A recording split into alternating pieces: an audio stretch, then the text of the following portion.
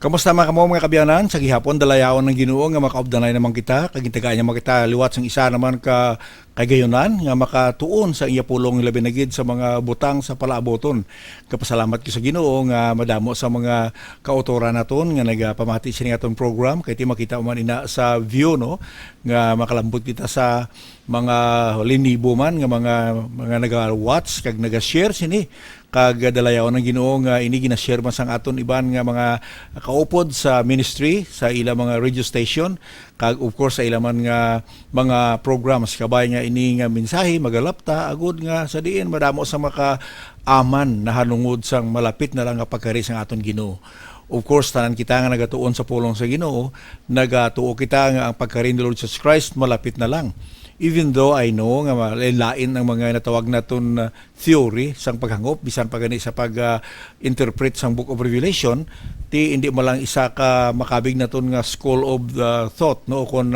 isa ka panguna-una kay ti damo man gani nga hindi man mag-agree sang aton nga pagtuon kay ti syempre may ara nga mga natawag naton mga preterist, historicist or idealist kay may apat actually ka mga school of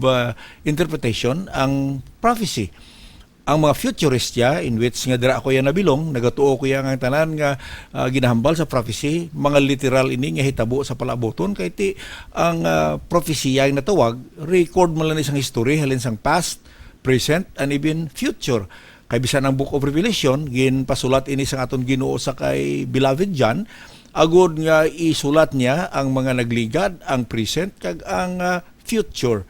And most halin sa may Revelation chapter 4 to the end of the chapter of the Book of Revelation sa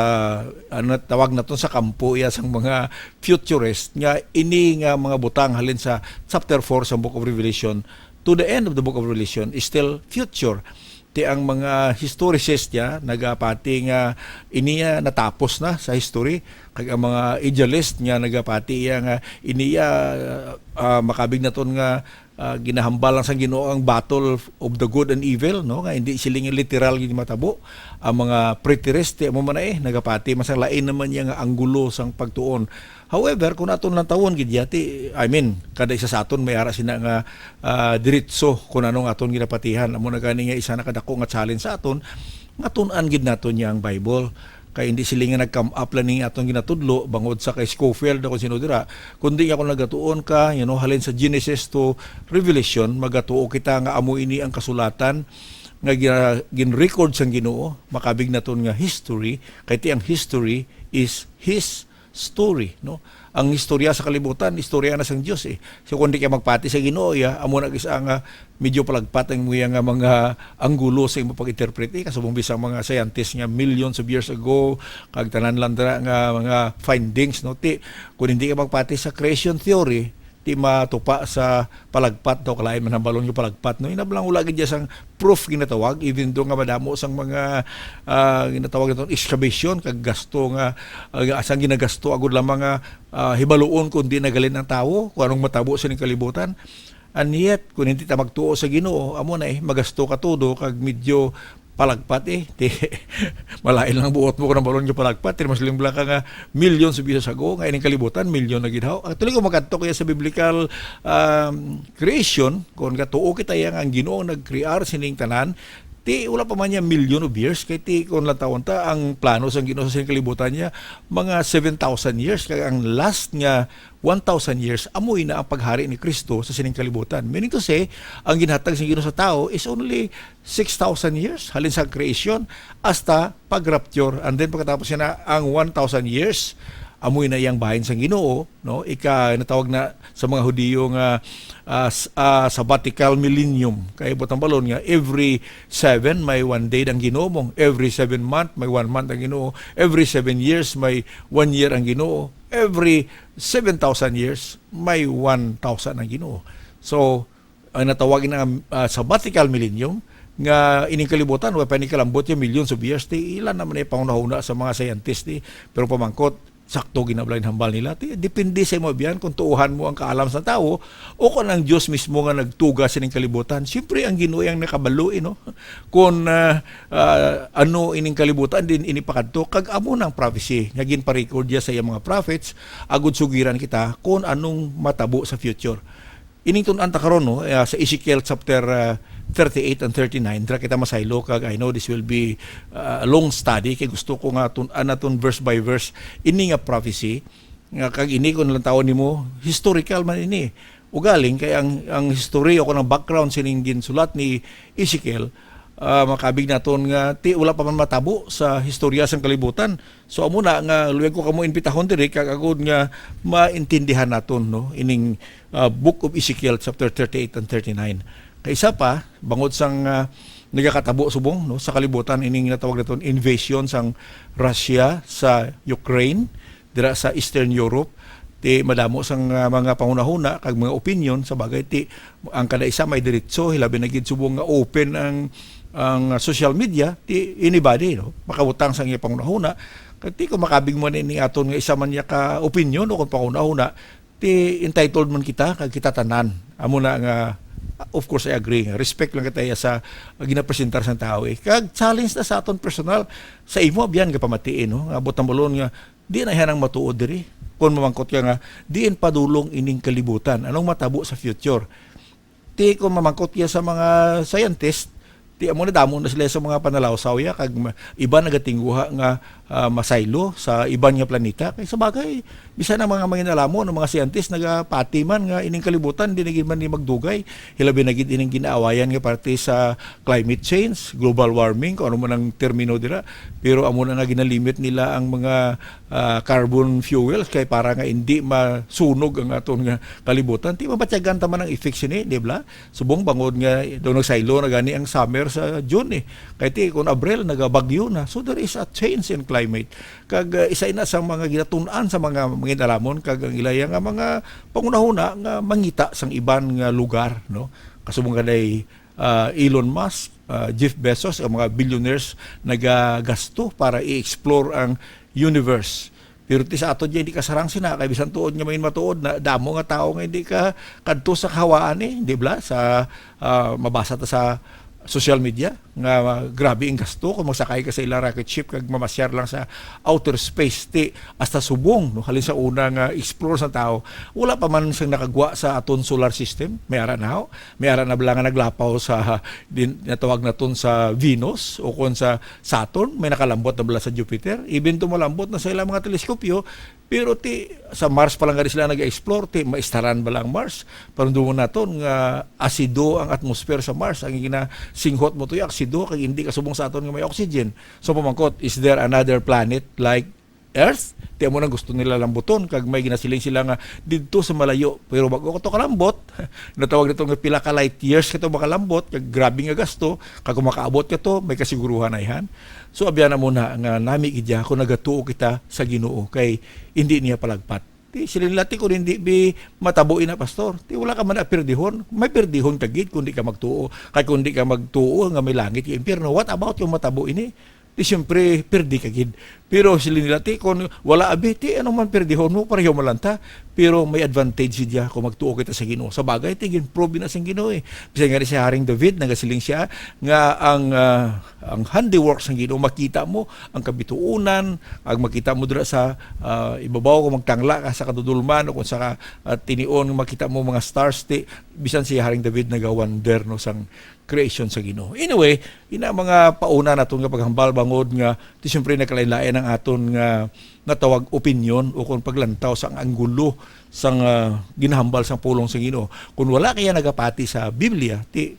wala ta sa mahimuda no. That's why isa paano pastor sa katao nga maluwas kung wala siya kapati sa Bible? Ti budlay paano ka magbaton sa kamatuoran nga ginhimo ni Kristo Jesus kung wala ka nagapati sa pulong sang Dios kaya ari diri ang amuni ang palatukoran mo sa bagay hindi lang Bible amuni siya ang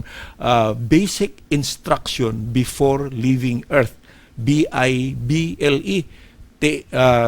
amuni ginatag sa sa aton nga pagtudlo instruction kung anong taga ang aton kabuhi din taraghalin gaano ta dis ning kalibutan kay din na makadto damo sa mga tawo nga wala makasabat sina inang pamangkot nga paano ko din nagwa sa kalibutan anong purpose ko di kag din ako padulong ay sa kadamo gid kag bisan sa mga nagkalamatay masiling ka nga rest in peace ti pamangkot nakapahuway gilayhan ang mga namatay. Kung wala sila, Ginoo sila kabuhi, masabala sa Revelation chapter 14, kung wala ka sang kaangtanan sa Dios, bila imo personal manuluwas, paagi sa pagbaton kay Kristo Jesus, dito kaya mahamulag sa Ginoo sa walay katubtuban, ka magantos day and night without rest. Di mo na ya, kung di mo na pagbatonon, hindi ka lang magpamasol sa Ginoo sa pila ka adlaw. Liwat, wala ta ka ginapahog. Kundi nga, ginapahibalo ko lang ikaw agud nga, kung tani, maintindihan mo ang importansya sang imo nga relasyon sa Dios. Now, let's go back to this question. Din padulong ining kalibutan. May ara ba lang nga paglinaway? What about ining naggatabo sa Europe karon, no? Sa Eastern Europe, ang pag-atake sang Russia sa Ukraine. Di nini pakadto. Di hasta subong, no? Gasigi man agyapon kag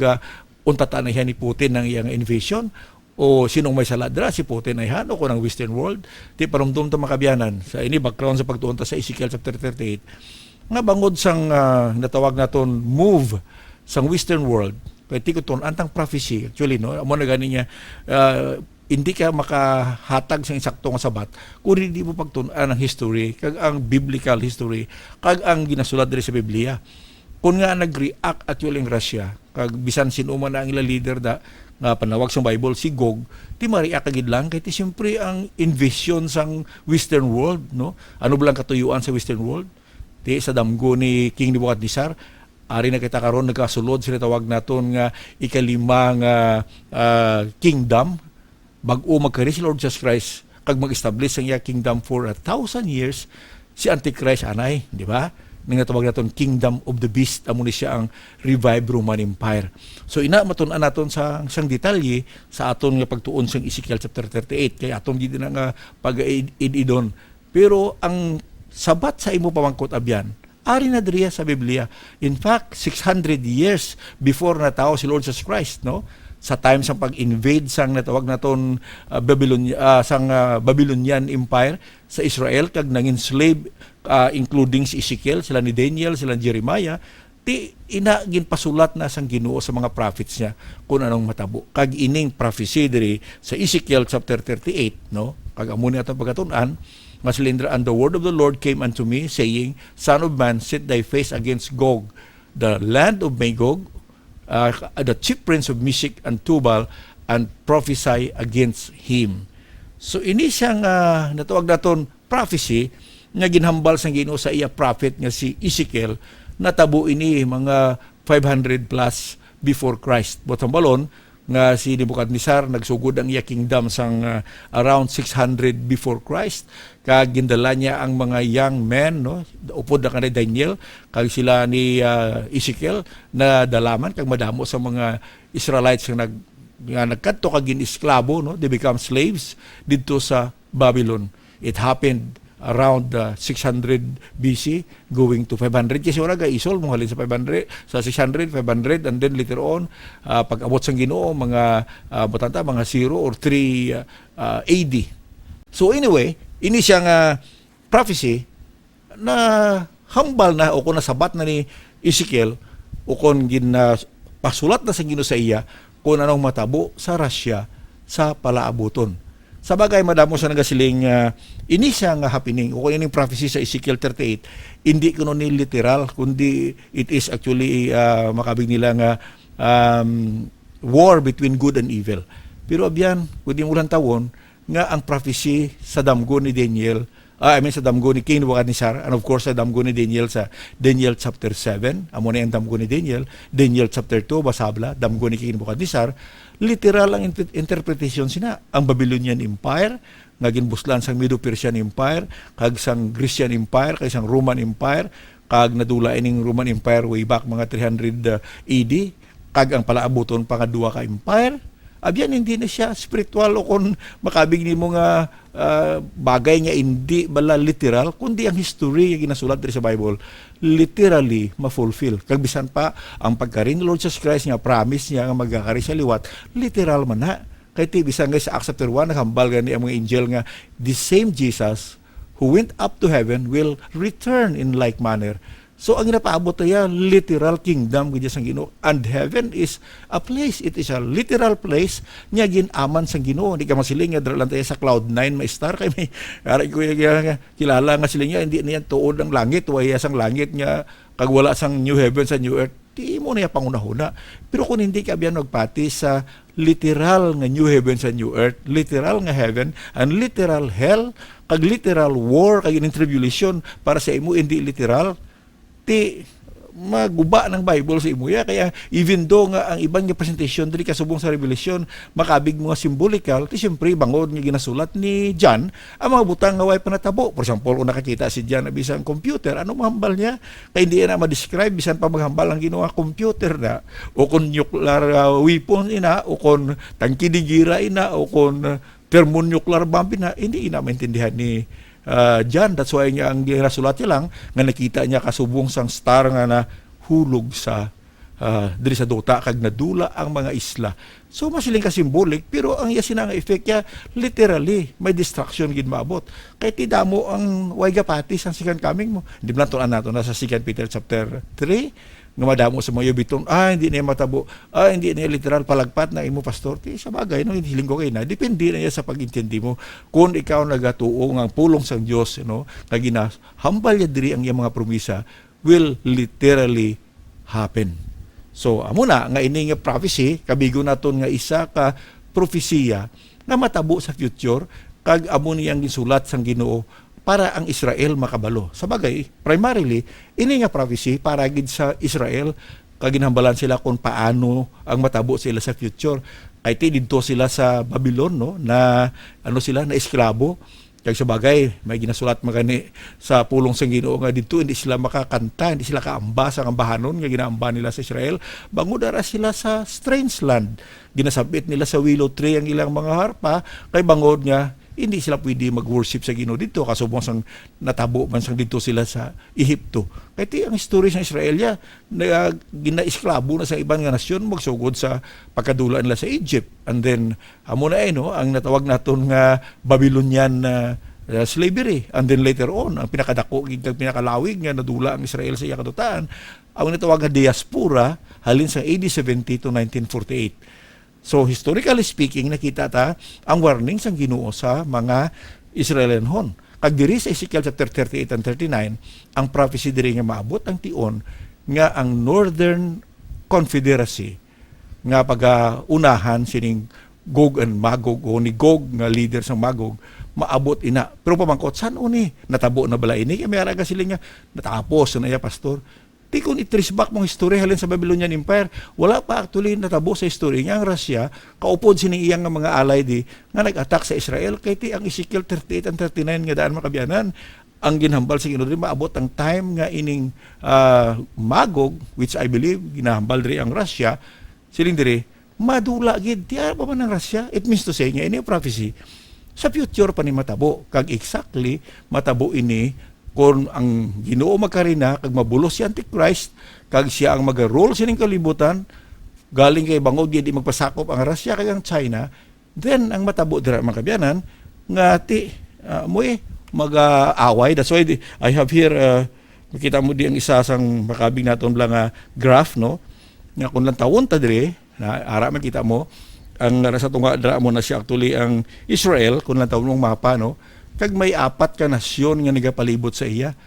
Kay bangod nga ang Armageddon War dragid masentro sa Israel sa pila ka adlaw. Kag ang nakita naton subong nagakalatabo, just like Russia kung nga ang sige siya invade kay ti nangin threat sa iya ang NATO, North Atlantic Treaty Organization. Ti actually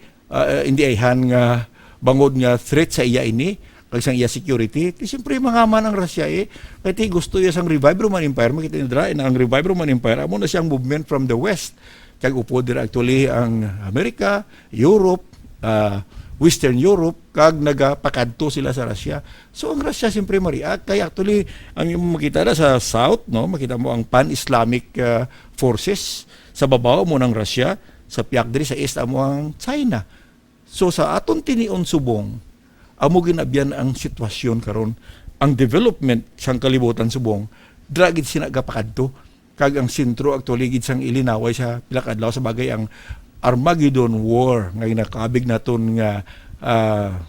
Third World War, dira masintro sa Valley of Megiddo. So ang tanan nga pwersa kay si Antichrist himuon niya actually ang Israel nga amo ang mangin headquarter niya, no, sa palaaboton. Kung mag-abot si Lord Jesus Christ kagwao niya kita diri, kay tilayan naman ang mga pangunahuna sa ibang sa rapture kung may araya nga mga pre or mid or post. So anyway, ining ginaistoryahan naton matabo ini kung mag-rapture kag magbulos si Antichrist, amo ni siya ikapist nga empire nga magabulos sa halin sa Babylon, Medo-Persia, Grecian Empire, Roman Empire, kag ma-revive ang Roman Empire, and then, no, dira sila masugataay sa sina nga lugar sa Israel, and the Lord will return. So mga kabyanan, kung imo gid nga lantawon diri, no, ina nga mga bagay kung tun-an nato sa maid-id, no, kabay nga of nimo ako sa madason sini nga serye kay importante ni nga maintindihan ta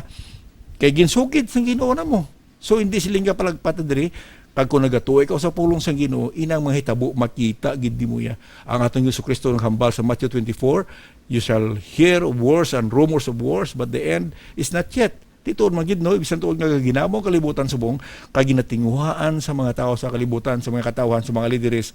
especially sa western world nga hindi magginamo kay siyempre amo na gani nga kung hindi sila maayo maghandle sining natawag naton nga isyu sa Russia kag sa Europe, sa Ukraine, matabo nga sa diin, no, pagwa ang Russia sa ilang nuclear weapons. Pero of course kabaluta sa pulong sa Ginoo nga hindi para matabo subong. Kaya ang hinahimo sang Russia subong actually kung anlisahon gid nimo ya sa biblical perspective nga ginatipon sang Russia ang iya mga alay. Matun-an ta na, no, sa sining semana sa aton nga pagtuon sang Ezekiel 38 and 39. Kabay nga pasensya naton kay tilipot ang aton tinion lang uyang diri, no, kay siyempre kung lawig man tak-an man ng mga tao kung sagad sunod sini sa aton. So, sa aton nga 20 minutes or maybe more than that, a little bit, mga 21, 22, aton nga pag-atunan ini. Ang inatawag naton nga invasion sang Northern Confederacy, no, ining Russia to the Middle East or Israel. Ara ina ang answer sa pulong sa Ginoo. Pero importante abyan samtang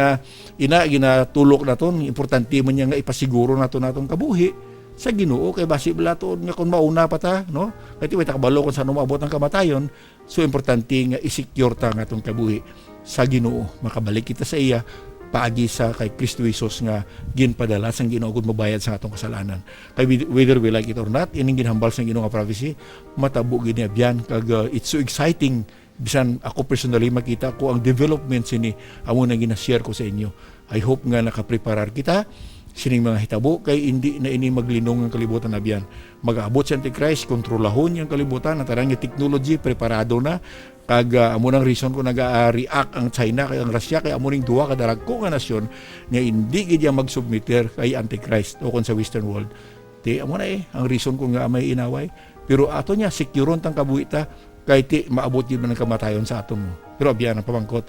kung mamatay kita sigurado bala nga safe kita sa kamot sang Ginoo, maka RIP kita kung rest in peace. Kaya kung wala kita kay Kristo Jesus, hindi kita makapahuway. So I pray nga ikaw magtalopangod sini, hinulsulan mo imong kasalanan, magbalik ka gid sa Ginoo, batunon mo ang yadulot sang kabuhi nga walay katapusan, paagi sa kay Kristo Jesus nga mong nag-antos sa krus sa Kalbaryo, agud nga maluwas kita. Okay, balikan tayo sa madason nga gidyunan. God bless you.